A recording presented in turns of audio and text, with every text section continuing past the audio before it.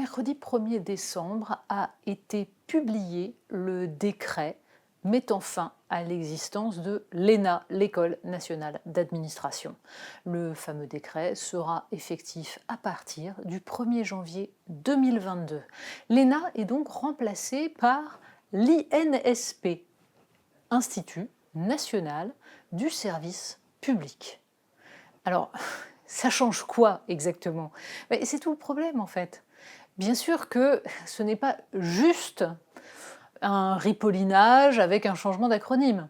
Il s'agit véritablement de mettre fin à la notion de grand corps, c'est-à-dire de faire en sorte que dans leur formation, les étudiants de cette INSP croisent l'ensemble des autres futurs hauts fonctionnaires, de telle sorte qu'il y aura des examens, des modules communs à 15 écoles qui comptent par exemple AgroParisTech ou l'école supérieure de la police, celle de l'institution pénitentiaire, les vétérinaires, etc.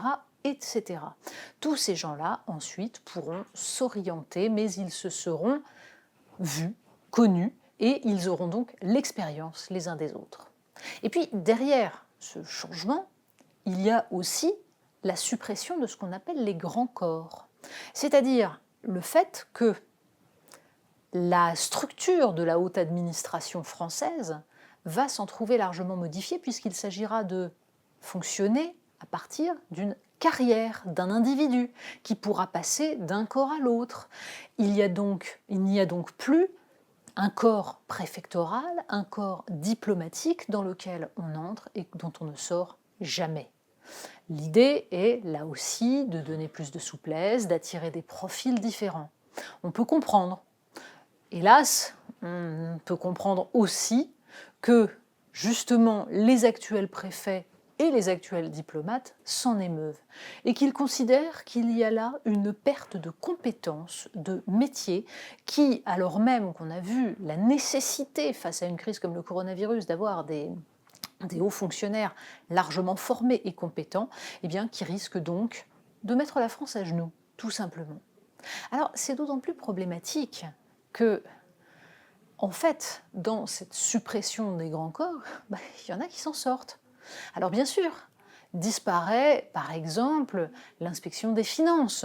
On va arrêter d'avoir à la sortie de ce qui était l'ENA, ce qui sera l'Institut national du service public, un classement qui va déterminer à vie la carrière de ces charmants jeunes gens.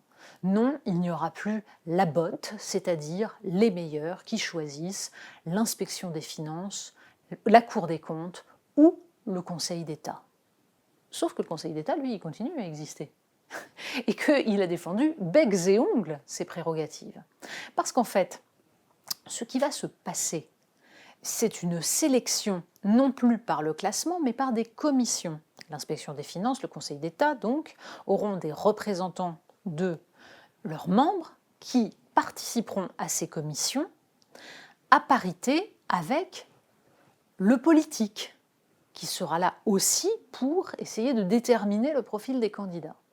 Dans une note au mois de mai, le Conseil d'État avait alerté le gouvernement et expliqué à quel point il était, disons, réticent face à ce qu'il considérait comme une perte d'indépendance. Et c'est là qu'on touche au point essentiel.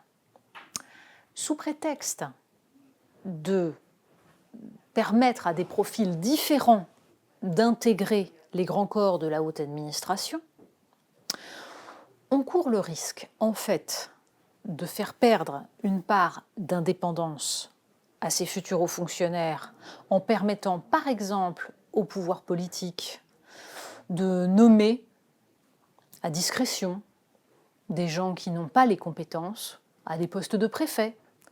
En revanche, le Conseil d'État, lui, continuera, comme il l'a obtenu donc dans les négociations, à exercer un droit de regard sur ses futurs membres dans la mesure où il s'agit avant tout, bien tout simplement, de coopter les mêmes.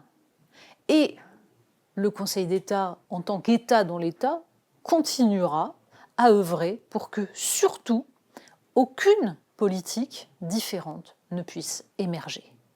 Bref, on court le risque de dissoudre la France, en tout cas sa structure administrative qui, jusqu'à présent, était plutôt une chance, sans dissoudre ce qui détruit la France, et en particulier la démocratie, c'est-à-dire cette façon de maintenir quelques grands corps dont les membres sont avant tout les représentants d'une caste et qui se permettent systématiquement de contourner les politiques ou de leur imposer une vision qui est celle du conservatisme le plus étroit et du maintien de tous les dogmes qui, jusqu'à présent, nous ont amenés dans le mur.